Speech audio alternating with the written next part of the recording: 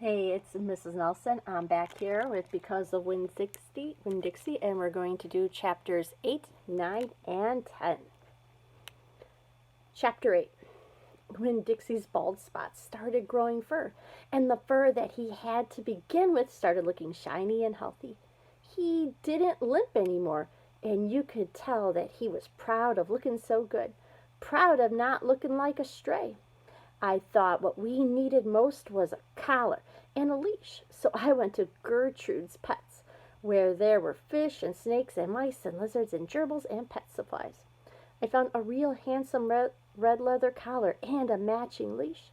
Winn-Dixie was not allowed to come in the store.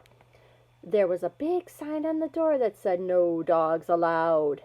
So I held the collar and leash up in the window, and Winn-Dixie was standing on the other side of the window, pulled up his lip and showed me his teeth, and sneezed and wagged his tail something furious, so I knew he absolutely loved the leash and collar combination. But it was very expensive. I decided to explain my situation to the man behind the counter. I said, "I don't get a big enough allowance to afford something this fancy, but I love this collar and leash, and so does my dog, and I was thinking that maybe you could set me up on an installment plan." "Installment plan," said the man. "Gertrude!" someone screamed in a real irritating voice. I looked around. It was a parrot. She was sitting on top of some fish tanks, looking right at me.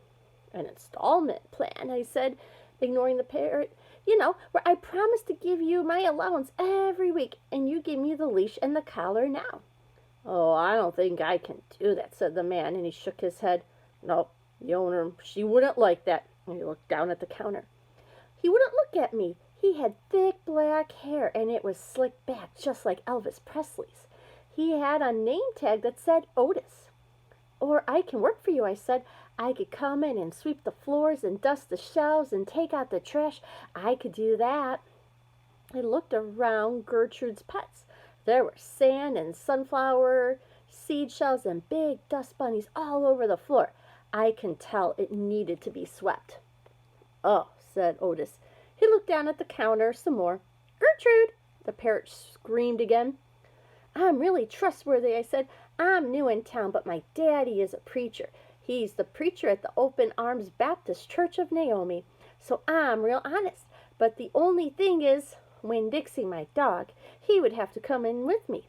Because if we get separated for too long, he starts to howl something terrible."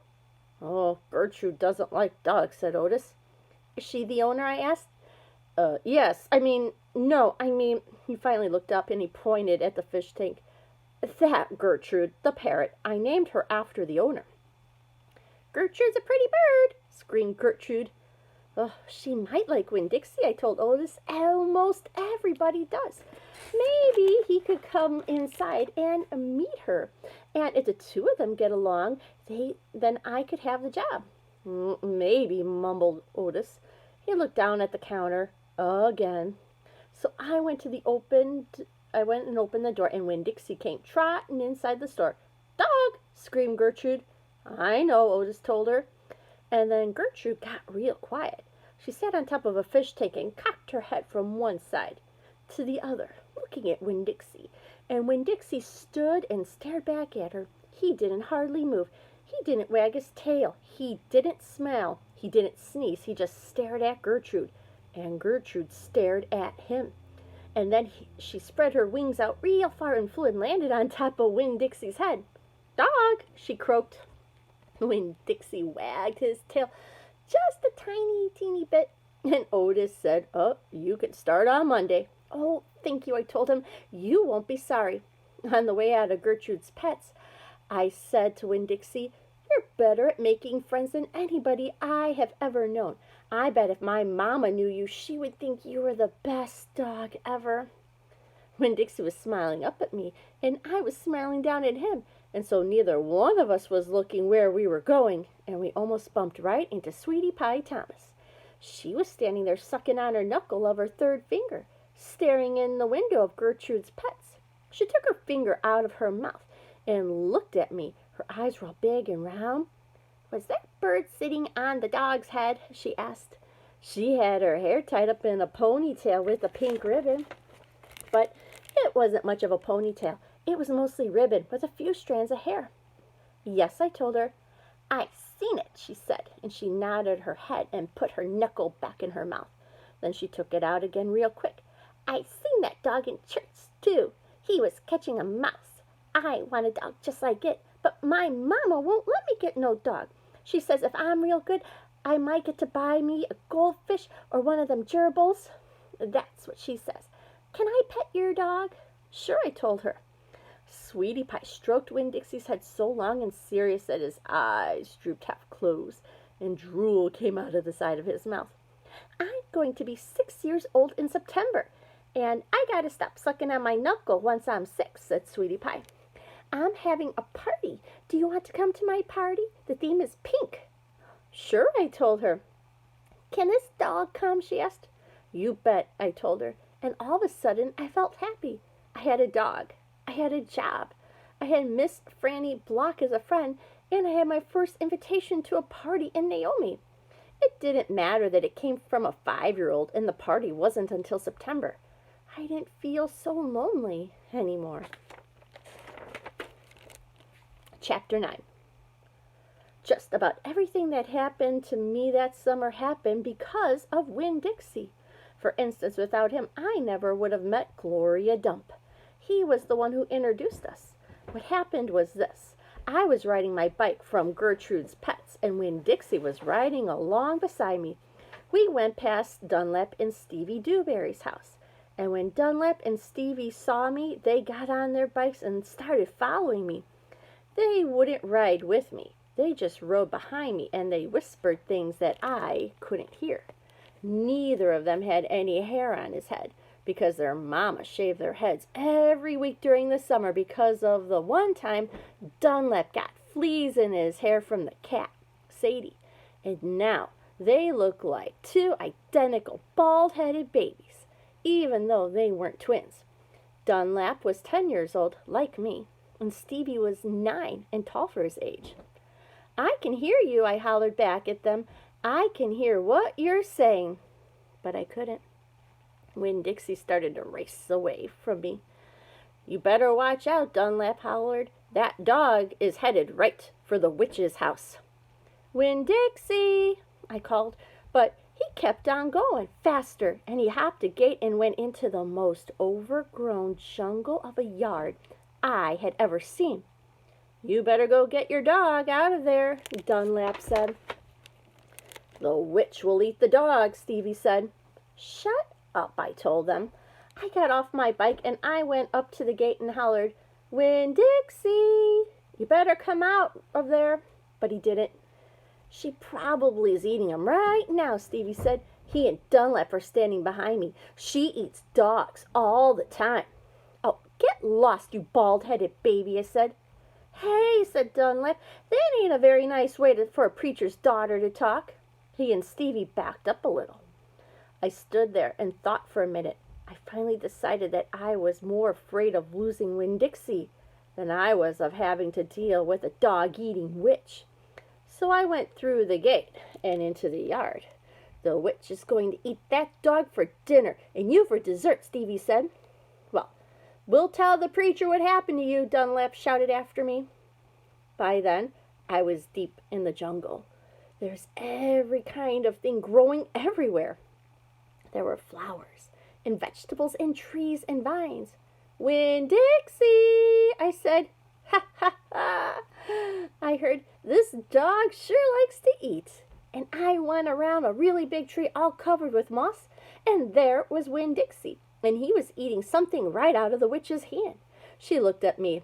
This dog sure likes peanut butter, she said. You can always trust a dog that likes peanut butter. She was old and with crinkly brown skin. She had a big floppy hat with flowers all over it. And she didn't have any teeth.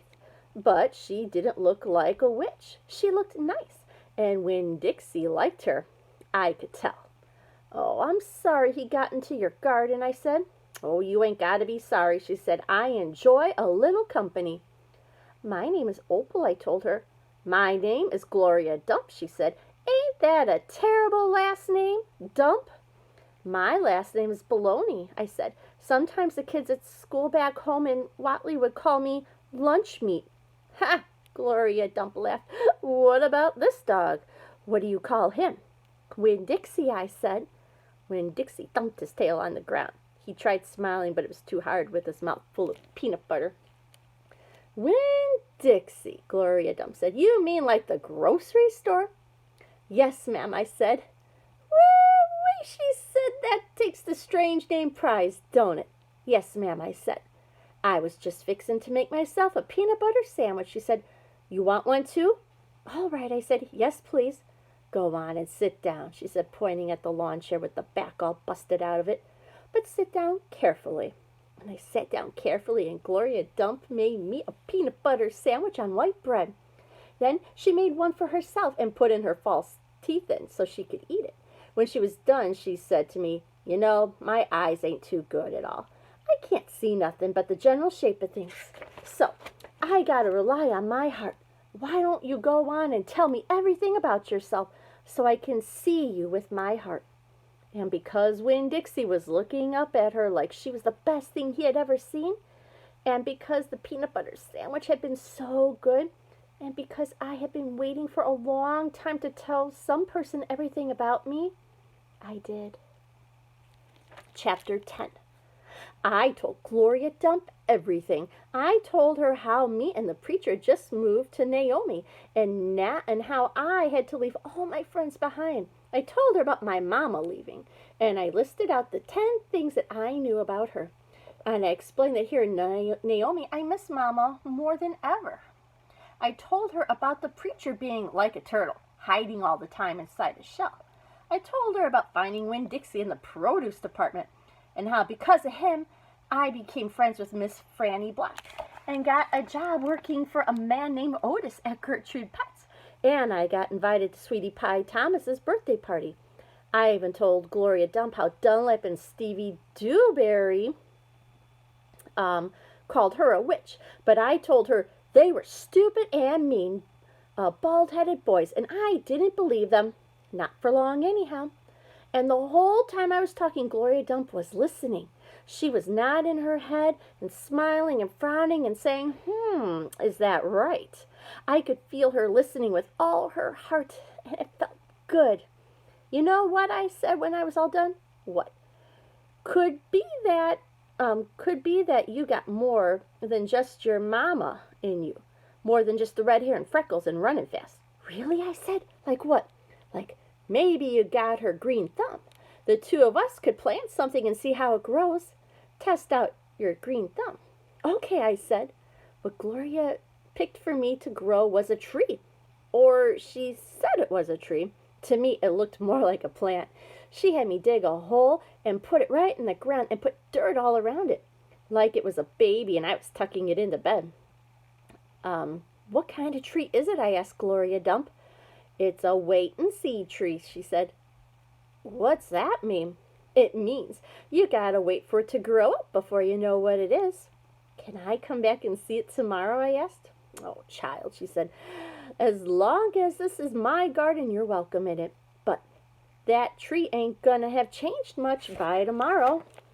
But I want to see you two, I said. Said Gloria Dump. I ain't going nowhere. I'll be right here. I woke Winn-Dixie up then, and he had peanut butter in his whiskers, and he kept yawning and stretching. He licked Gloria Dump's hand before we left, and I thanked her. That night, when the preacher was tucking me into bed, I told him how I got a job at Gertrude's Pets, and I told him about making friends with Miss Franny Black and getting invited to Sweetie Pie's party, and I told him about meeting Gloria Dump. Winn-Dixie lay on the floor waiting for the preacher to leave, so he could hop up on the bed like he always did. When I was done talking, the preacher kissed me goodnight, and then he leaned way over and gave Winn-Dixie a kiss too, right on top of his head. You can go ahead and get up there now, he said to Winn-Dixie. Winn-Dixie looked at the preacher. He didn't smile at him, but he opened his mouth wide like he was laughing, like the preacher had just told him the funniest joke in the world. And this is what amazed me the most. The preacher laughed back. Winn-Dixie hopped up on the bed, and the preacher got up and turned out the light. I leaned over and kissed Winn-Dixie, too, right on the nose. But he didn't notice. He was already asleep and snoring.